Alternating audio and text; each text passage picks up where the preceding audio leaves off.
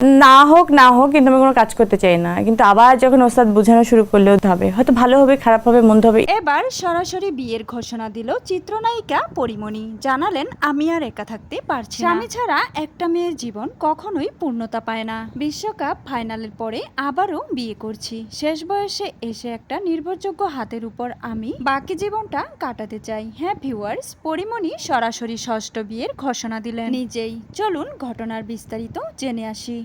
যে পরিমণি শরীফুল রাজকে বিয়ে করার পর সারা জীবনের জন্য সংসার বেঁধেছিলেন একসঙ্গে থাকার জন্য, কিন্তু সেই বিশ্বস্ত হাত যখন তার ছুটে যায় তখন গণমাধ্যমে জানান দিয়েছিল, আমার জীবনে আর ভাই স্বামীর দরকার নাই। আমার একমাত্র সন্তান রাজ্যকে নিয়ে বাকিটা জীবন আমি পার করে দিতে পারবো। আমি আর কোনোদিনও বিয়ে করব না।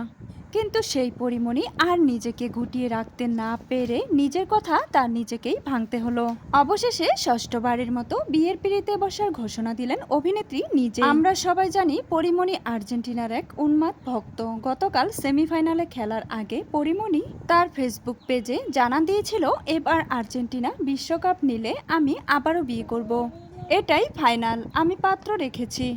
মেসির হাতে কাপ উঠলে আমার হাতে উঠবে নতুন সঙ্গী। মূলত পরিমণি দীর্ঘদিন ধরে একাকিত্ব ফিল করছেন, কিন্তু মানুষদেরকে বোঝাচ্ছেন সে অনেক ভালো আছে। আসলে পরিমণির রঙের জৌলস ফুরিয়ে এসেছে।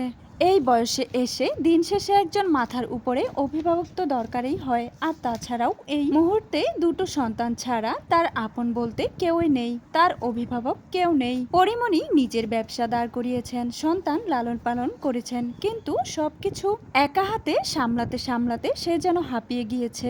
তার দরকার একটা প্রশান্ত বুক আর একটা আশ্রয়। আর সেই কথাটি সে আর্জেন্টিনার বিশ্বকাপ জয়তে ট্রাম্প কার্ড হিসেবে ব্যবহার করে ভক্তদের কাছে একটি ডেয়ার ছুড়ে দিয়েছে। কারণ সবাই জানে এবার বিশ্বকাপ আর্জেন্টিনাই নেবে। এই সুযোগটা কাজে লাগিয়ে পরিমণি তার ওয়াদা ভঙ্গ করে বিয়ের পিঁড়িতে বসার ঘোষণা দিলেন। তো ভিউয়ার্স, পরিমণি এই ষষ্ঠ বিয়ে করাটাকে আপনি কতটুকু সমর্থন করছেন? আর কেই বা সেই ভাগ্যবান পুরুষ যে পরিমণিকে সারা জীবনের জন্য পেতে চলেছে?